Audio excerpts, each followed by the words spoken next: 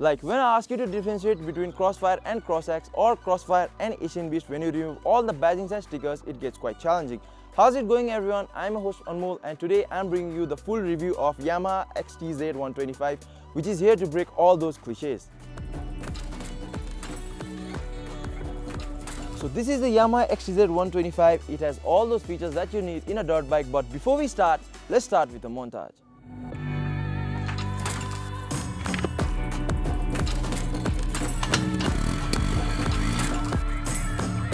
Okay, beginning with its engine, XTZ 125 is powered by a 124cc air-cooled 4-stroke single-cylinder SOHC engine.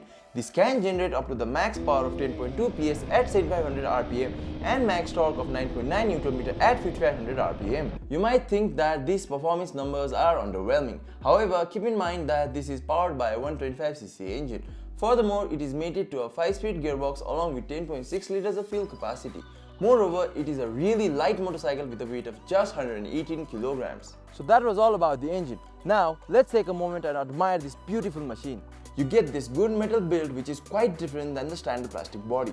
Besides the black color options, you can also choose between the white and blue color options. Plus, the entire body graphics does not feel like an afterthought. It isn't really like a cheap sticker which gets an extra point from my side. From the side, you get those two huge spoke wheel tires. 80 by 90 are 21 inches on the front and 110 by 80 are 18 inch on the rear. These tires are semi-rugged tires with disc brakes on the front and drums on the rear. And the seat height is 840 mm, which makes it perfect for any rider's height. Moreover, the ground clearance is marked as 260 mm, which is high, and the suspension setup is pretty sweet too. It's a telescopic fork on the front and monocross suspension at the rear. Trust me when I tell you that these suspensions are as smooth as butter. You won't be feeling those potholes or dumps while you're on the road. On the front and the back, you get a halogen headlamp, distance side indicators and a halogen tail lamps. And let's not forget about the instrument dashboard. Look, I'll be honest, it's pretty bare bone for an instrument cluster. You'll get a high beam, low beam, side indicator switch, horn, engine kill switch and a self-start switch. As far as the quality of the switches goes, it's pretty good.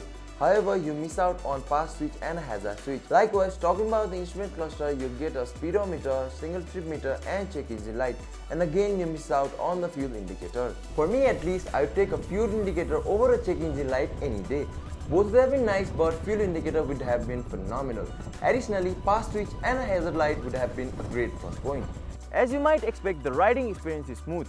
The acceleration is on point and the throttle is responsive, and especially the engine, there are no vibrations, not even a little. The handling is on point. I don't know if it's due to its light wear or the grippy tires. Whatever the case may be, you'll feel like you're always in control.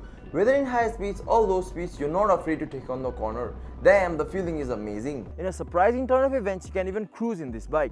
Yes, a dirt bike that rocks the highway. Simply put it up into gear and enjoy the highway without vibrations cramping your style. The mid-range and the top end of this bike is very good, but I don't like the low end because it does not have that punch in it. Despite being just 125cc engine, it can hold its ground. But don't go around racing some higher cc bikes because it is not built for that. In general, dirt bikes are known to be fun and quirky, but in the case of Yamaha XTZ 125, it takes it up to a whole new level. Talking about this amazing suspension setup, it is simply kick-ass. You barely feel anything around the bumps and potholes. As you might know, the roads of Kathmandu has its own off-road experience with badly built and unfinished roads. Normally, you try to avoid them as much as you can. However, with XTZ's smooth suspension setup, I was constantly looking for potholes and bumps to drive it on. Yamaha did a great job, and the potholes and bumps that I once disliked are now my best friends. So far, all you have heard is the good things about this bike, but it also comes with a few downsides. First and foremost, the fuel indicator. I can't believe that Yamaha at this day and age did not add a fuel indicator in this bike. On a side note, the bike that we tested was not connected. We didn't get the opportunity to test out the mileage. If I had to guess, the mileage would be somewhere between 25 to 30 km per liter. Secondly, the heating issue. When I was riding the Yamaha XTZ, I felt slight discomfort around my leg due to the heat. Moreover, the pillion rider also reported the same issue. I know that the bike's engine heats up, but in the case of Yamaha XTZ, it heats up fairly quickly. It isn't really a problem, but just something to keep in mind. Third, the overall styling and the exhaust sound. This can be subjective from the way you look at it. Despite being a great looking bike, it is somewhat not overly expressive, meaning it looks good but it's not a head turner as you might expect.